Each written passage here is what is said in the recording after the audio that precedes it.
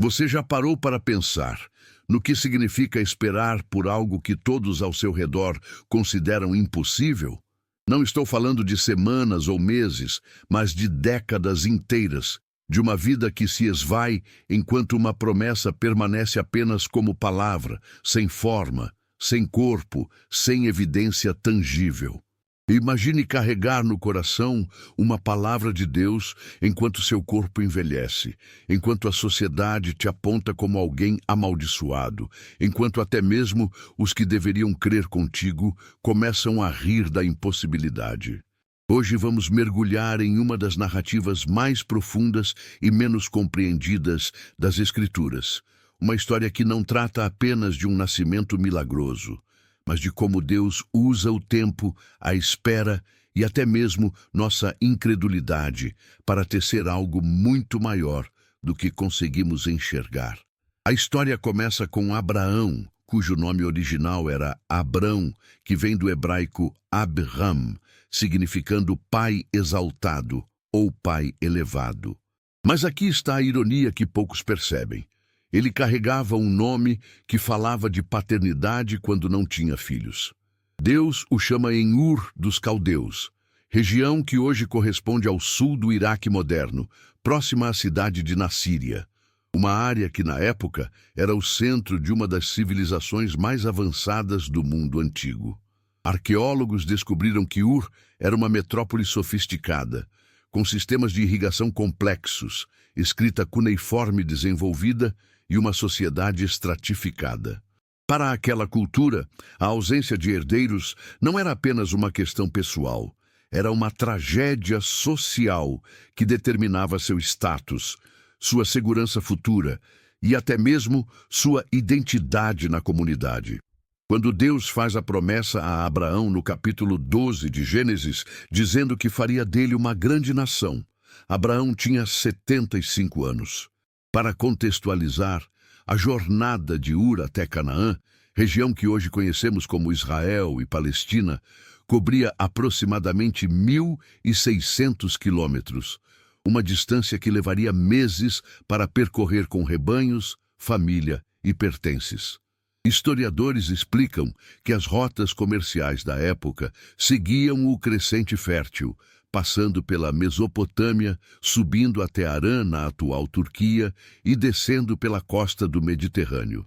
Não era apenas uma mudança de endereço, era o abandono completo de um mundo conhecido por um território desconhecido, baseado unicamente em uma promessa. E aqui começa algo que a teologia tradicional muitas vezes suaviza. A demora não foi acidental, foi pedagógica. Deus não estava simplesmente testando a fé de Abraão como se fosse um exame de paciência. Ele estava fazendo algo muito mais profundo e raramente comentado nas pregações convencionais. Deus estava formando uma identidade coletiva através da espera. A promessa não foi dada apenas para produzir Isaque, mas para criar um povo inteiro que aprenderia a viver na tensão entre a palavra divina e a realidade aparente. Antropólogos culturais que estudam formação de identidade tribal explicam que comunidades se definem não apenas por conquistas, mas por narrativas compartilhadas de superação. Israel se tornaria o povo da promessa não apenas porque recebeu Canaã, mas porque aprendeu a existir décadas inteiras sem ver o cumprimento. Durante 24 anos após sair de Ur, Abraão viveu em Canaã sem filhos. 24 anos. Para dimensionar isso, imagine a palavra hebraica usada para a promessa, dabar, que significa não apenas palavra, mas coisa, assunto, realidade. Quando Deus dava uma dabar, não era apenas som, era substância.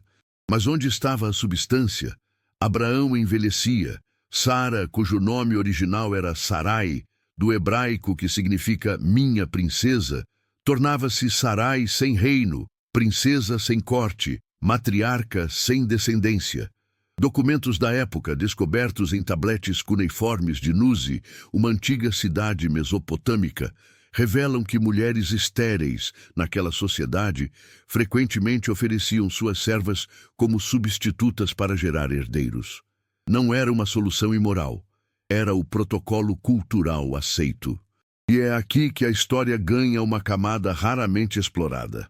Ismael não nasceu da desobediência pura, nasceu de uma solução culturalmente legítima para um problema humanamente impossível.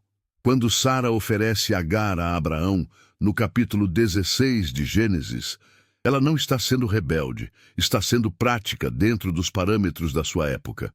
Especialistas em direito antigo do Oriente Próximo explicam que códigos legais, como o de Hammurabi, que data de aproximadamente 1750 a.C., continham cláusulas específicas sobre essa prática. A tentativa de apressar a promessa não foi malícia, foi a naturalidade humana de resolver com ferramentas disponíveis aquilo que parece além do alcance. Mas aqui está a revelação que muda tudo. Deus rejeita Ismael não por crueldade, mas porque a promessa não podia nascer da pressa humana. A palavra hebraica para esperar, kavá, significa literalmente torcer junto como uma corda. Um processo de entrelaçamento que exige tempo e tensão. A espera estava trançando algo na alma de Abraão e Sara que a solução imediata teria impedido. Eles não estavam apenas esperando um filho, estavam sendo reformados como vasos capazes de receber um milagre que desafiaria toda a lógica natural conhecida. Quando Deus aparece novamente a Abraão no capítulo 17, Abraão tem 99 anos e Sara tem 89. A promessa agora não é apenas improvável, é biologicamente impossível. A palavra hebraica usada para descrever a condição de Sara é Adamá, que indica não apenas velhice, mas a cessação completa das funções reprodutivas. Médicos da antiguidade, como atestam textos médicos egípcios do papiro de Ebers, datado de aproximadamente 1550 a.C., já compreendiam que a fertilidade feminina tinha limites temporais. Sara estava muito além desses limites. E aqui Deus faz algo surpreendente. Ele muda os nomes deles. Abrão se torna Abraão, Abramon, pai de multidões. Sarai se torna Sara, princesa sem o possessivo, princesa universal. Deus estava declarando identidades futuras sobre corpos presentes que negavam essas identidades. E então vem um dos momentos mais honestos e menos romantizados da Escritura. Sara ri. No capítulo 18 de Gênesis, quando houve a promessa de que terá um filho, ela ri por dentro. A palavra hebraica tzachak significa rir, mas também zombar. Não foi uma risada de alegria, foi uma risada de descrença. E Abraão havia feito o mesmo antes, no capítulo 17, caindo com o rosto em terra e rindo. Aqui está uma verdade teológica profunda e pouco pregada. Deus não cancela promessas por causa da nossa incredulidade. Ele as cumpre apesar dela. A promessa não dependia da fé perfeita de Abraão ou Sara, dependia da fidelidade imutável de Deus. Isso muda completamente nossa compreensão da graça. Não é nossa fé que sustenta a promessa de Deus, é a natureza de Deus que sustenta a promessa, mesmo quando nossa fé vacila. Arqueólogos que escavaram sítios da Idade do Bronze, no Levante, explicam que casas daquele período eram construídas com materiais perecíveis, madeira e argila, esperança de que durassem uma geração. Abraão viveu em tendas por décadas, esperando uma promessa que parecia não ter estrutura.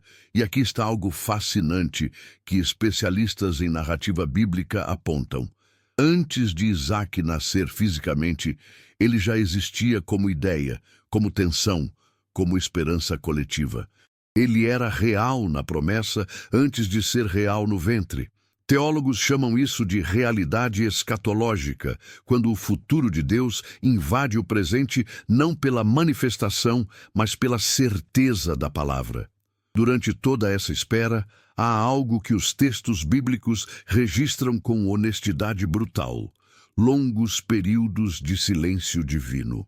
Entre Gênesis, capítulo 15 e 17, há pelo menos 13 anos sem registro de Deus falando com Abraão. 13 anos de silêncio enquanto a promessa permanecia válida, mas Deus parecia calado. Como as gerações mantêm uma promessa viva sem novas revelações? Aqui está um princípio pouco comentado. A ausência de palavras novas não é a ausência de validade das palavras antigas. A promessa continuava operando mesmo quando Deus não estava explicando. Antropólogos que estudam transmissão oral em culturas antigas explicam que povos pré-literários desenvolviam mecanismos sofisticados de memória coletiva, repetindo narrativas fundacionais em contextos rituais para mantê-las vivas através de gerações. E então, no tempo determinado por Deus, o impossível acontece. Sara concebe. O texto de Gênesis capítulo 21 diz que Deus visitou Sara usando a palavra hebraica pakad, que significa não apenas visitar, mas intervir com autoridade, inspecionar com poder, agir com propósito transformador. Não foi concepção natural que finalmente aconteceu após espera, foi intervenção sobrenatural que desafiou toda a biologia conhecida. Gerontólogos modernos explicam que a menopausa não é reversível por processos naturais. O relógio biológico feminino não volta atrás. O que aconteceu com Sara foi criação, não restauração. Deus não reativou um sistema envelhecido. Ele criou vida onde vida já não era possível. Isaac nasce. Seu nome, Itchak, em hebraico, significa ele ri, ou riso. Mas perceba a transformação. O riso de descrença de Sara e Abraão se torna o riso de celebração. O mesmo som, tzachak, muda de significado. O que era zombaria da impossibilidade se torna júbilo da realização. E aqui está uma verdade profunda. Deus não tem medo de usar nosso ceticismo como matéria-prima para seu testemunho. O riso incrédulo se eterniza no nome do herdeiro, lembrando a todas as gerações futuras que Deus pode transformar nossa dúvida em seu monumento. Mas a história não termina no nascimento. No capítulo 22, acontece algo que quase nunca é conectado com a espera. Deus pede Isaque de volta. O herdeiro que levou décadas para chegar, que nasceu contra toda probabilidade, que carregava em si toda a promessa de nações futuras, é pedido em sacrifício. Especialistas em teologia do Antigo Testamento apontam que essa narrativa não era sobre Deus querendo morte, mas sobre Abraão precisando entender que mesmo o cumprimento da promessa não podia se tornar ídolo. A promessa não substituiria o doador da promessa. O Monte Moriá, onde isso aconteceu, fica a aproximadamente 80 quilômetros de onde Abraão estava em Berseba, uma jornada de 3 dias a pé, 3 dias para processar, 3 dias para agonizar, 3 dias para decidir se confiaria no caráter de Deus, mesmo quando seus mandamentos pareciam contradizer suas promessas. Historiadores da religião antiga explicam que sacrifícios infantis eram práticas reais em culturas cananitas vizinhas, especialmente no culto a Moloque. Deus não estava introduzindo algo estranho naquela cultura, estava transformando algo terrível dela. A diferença é que Deus prove o cordeiro substituto. Abraão não sacrificou Isaque, mas o evento marcou algo crucial. A promessa esteve por um fio 2 vezes. Uma antes de nascer, quando parecia impossível biologicamente, e outra depois de nascido, quando foi pedida de volta. E ambas as vezes, Deus demonstrou que Ele é tanto o doador quanto o protetor da promessa. O que poucos percebem é que essa narrativa se torna o DNA de Israel. Toda a história posterior do povo hebreu ecoa esse padrão. Promessa desprezada por parecer impossível, espera que forma a identidade, cumprimento que desafia a lógica natural, e herdeiro que quase perece, mas é preservado por intervenção divina. Os profetas posteriores, como Isaías e Jeremias, usariam a linguagem de esterilidade e nascimento impossível para falar de restauração nacional. A teologia messiânica se construiria sobre essa base. Um descendente prometido, impossível segundo cálculos humanos, mas certo segundo a fidelidade de Deus. Arqueólogos descobriram que registros genealógicos eram cruciais em sociedades tribais do segundo milênio antes de Cristo. Não eram apenas listas de nomes, eram legitimação de identidade, prova de pertencimento, herança de promessas. Quando o Novo Testamento, séculos depois, começa o Evangelho de Mateus com a genealogia de Jesus Cristo, não é acidente que ela comece com Abraão. A promessa que começou com um velho sem filhos e uma mulher estéril desemboca em um Messias nascido de uma virgem. Impossibilidade biológica se torna a assinatura de Deus na história da redenção. E aqui está algo que muda nossa perspectiva sobre espera. Muitas promessas de Deus só fazem sentido depois de cumpridas. Enquanto Abraão e Sara esperavam, a promessa parecia absurda.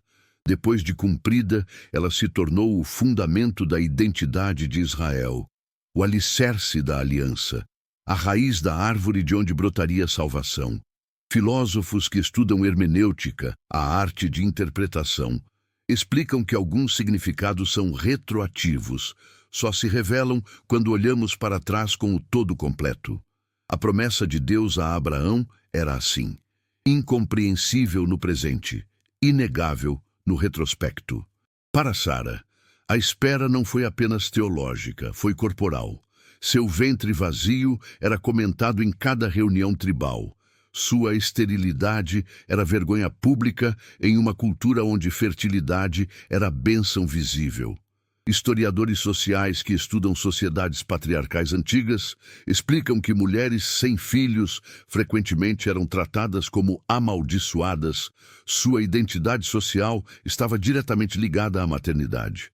A promessa não estava apenas restaurando descendência para Abraão, estava restaurando dignidade para Sara. Quando ela finalmente ri de alegria no capítulo 21, dizendo: Deus me deu riso e todo aquele que ouvir isso rirá comigo. Não é apenas celebração de maternidade, é vindicação pública. A mulher desprezada se torna mãe de nações. Isso é redenção que transcende biologia. E considere isto: a promessa criou um povo em construção, não apenas um herdeiro.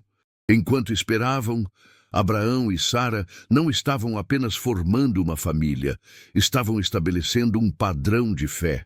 Cada ano que passava sem cumprimento era um ano de testemunho para todos ao redor de que eles ainda criam em algo invisível. Psicólogos sociais que estudam formação de grupo explicam que comunidades que passam por adversidade compartilhada desenvolvem laços mais fortes que comunidades que nascem em prosperidade.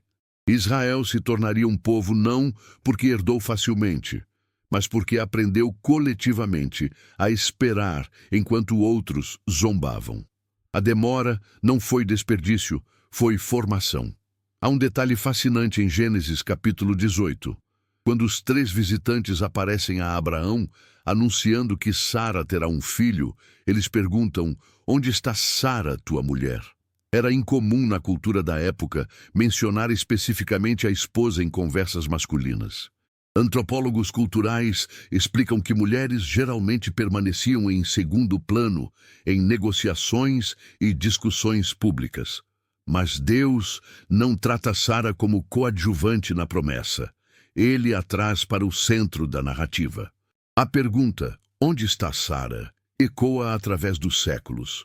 Onde está a mulher que Deus incluiu na aliança?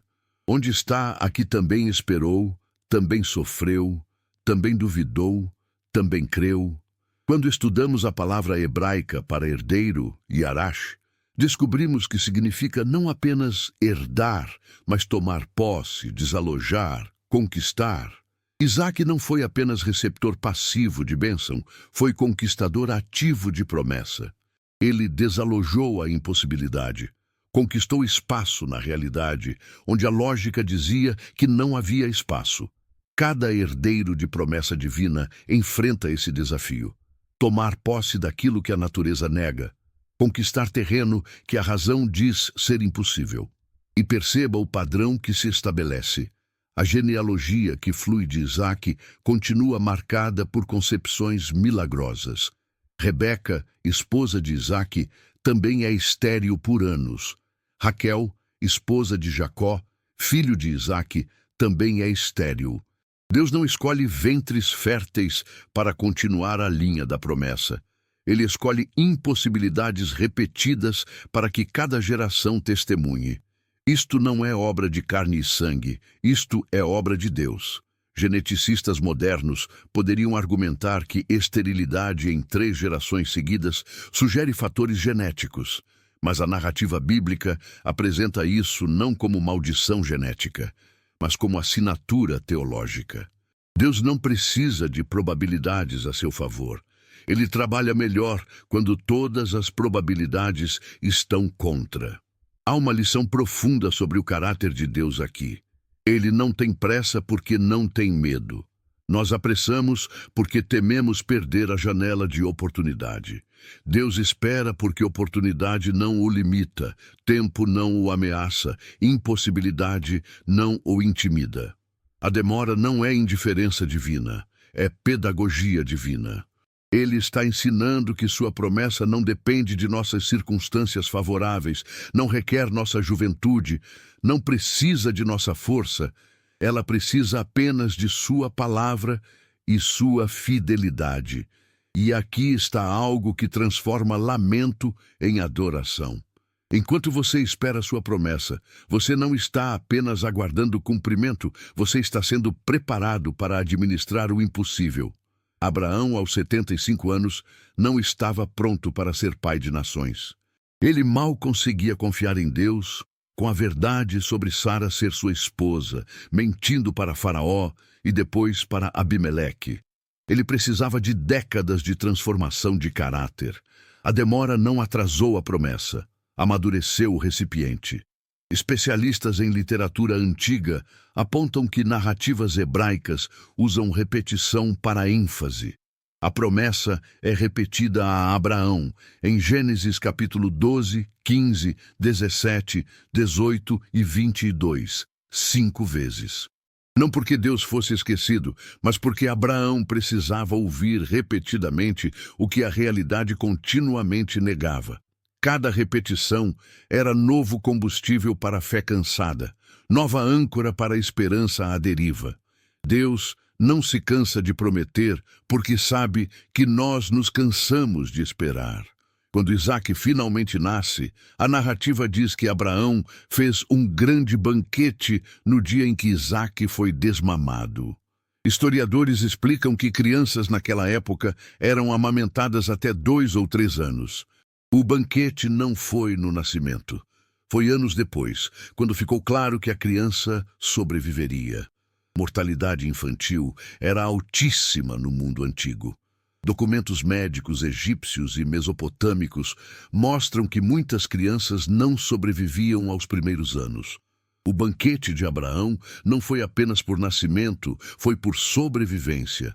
A promessa não apenas chegou, ela permaneceu. E o nome Isaque, riso, se torna mais rico quando entendemos que em hebraico o mesmo som pode carregar alegria e zombaria.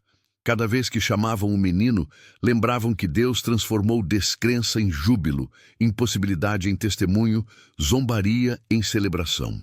O nome era profecia diária. Aquilo que faz você rir de descrença hoje, fará você rir de alegria amanhã. Geógrafos bíblicos explicam que Berseba, onde Abraão passou muitos anos esperando, significa poço do juramento. Era um lugar de escassez de água, região semiárida no Neguev, hoje sul de Israel. Ali, em terra seca, esperando promessa de descendentes numerosos como a areia do mar, Abraão aprendeu que promessas de Deus não dependem de ambiente favorável. Você pode estar em deserto e carregar promessa de oceano. Você pode estar em esterilidade e gerar multidões. Teólogos sistemáticos apontam que a doutrina da providência divina se revela aqui de forma magistral. Providência não é apenas Deus prover, é Deus prever, pré-organizar, predestinar eventos para que promessas se cumpram no tempo exato. Cada ano de espera estava cronometrado não para frustrar Abraão, mas para posicionar peças no tabuleiro da história, de modo que quando Isaque nascesse, ele nasceria na geração certa, no contexto certo, para cumprir propósito certo. E aqui chegamos à revelação climática que conecta tudo. O herdeiro que nasceu, contra toda a probabilidade, prefigurava outro herdeiro que nasceria séculos depois da mesma forma. Uma virgem conceberia, impossibilidade biológica, se tornaria testemunho de que Deus não precisa de processos naturais para cumprir propósitos sobrenaturais. Jesus Cristo, descendente direto de Abraão, através da linha de Isaque, nasceria como resposta final à promessa que começou com um casal idoso e estéril. A promessa não era apenas sobre um filho, era sobre o filho. Não era apenas sobre uma nação, era sobre redenção de todas as nações. Isaque foi tipo, Cristo foi cumprimento. Isaque foi sombra, Cristo foi substância. Arqueólogos confirmam que o período patriarcal, geralmente datado entre 1950 e 1500 a.C., era tempo de intensa mobilidade tribal no crescente fértil. Abraão não estava sozinho em sua jornada. Caravanas inteiras se moviam entre Mesopotâmia e Egito, seguindo comércio e recursos. Mas enquanto outros migravam por necessidade, Abraão migrava por promessa. Essa diferença transformou migração em peregrinação, movimento em missão. Para encerrar, deixe-me compartilhar como essa verdade atravessa tempo e chega até você hoje. Se você está esperando uma promessa que todos ao redor consideram impossível, saiba que você não está apenas aguardando cumprimento, você está sendo trançado como corda resistente. Se sua promessa está demorando além do razoável, entenda que Deus não está atrasado, está formando em você caráter capaz de administrar o milagre quando ele chegar. Se você já duvidou, já riu de descrença, já questionou se ouviu mesmo a voz de Deus, respire fundo. Deus não cancela promessas por causa da nossa incredulidade. Ele as cumpre apesar dela. A mesma fidelidade que visitou Sara no tempo certo, visita você no tempo certo. O mesmo poder que criou vida em ventre morto, cria possibilidades em situações mortas. O mesmo Deus que transformou riso de zombaria em riso de júbilo, transformará seu lamento em dança. Não desista da promessa mesmo quando o calendário diz que é tarde demais. Calendários humanos não limitam cronogramas divinos. Impossibilidade médica não intimida o médico dos médicos. Falência financeira não assusta o dono do ouro e da prata.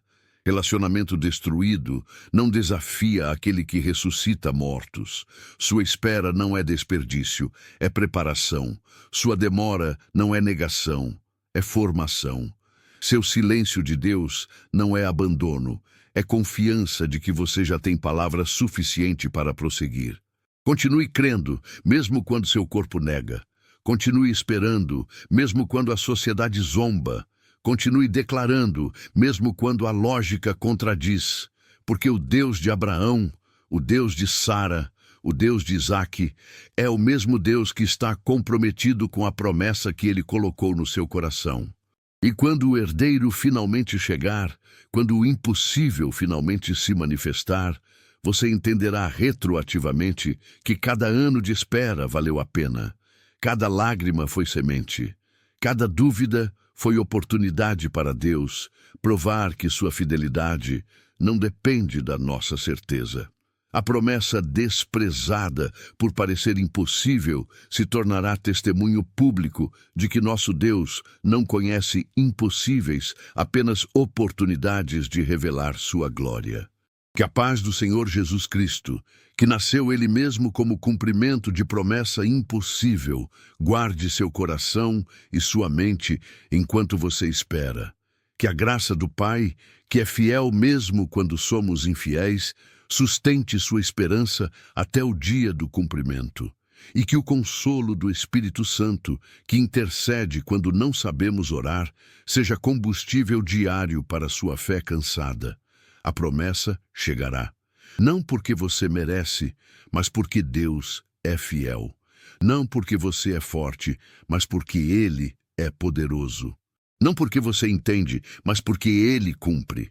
E quando chegar, todos saberão: isto foi obra do Senhor, e é maravilhoso aos nossos olhos. Para a glória de Deus Pai, hoje e sempre. Amém.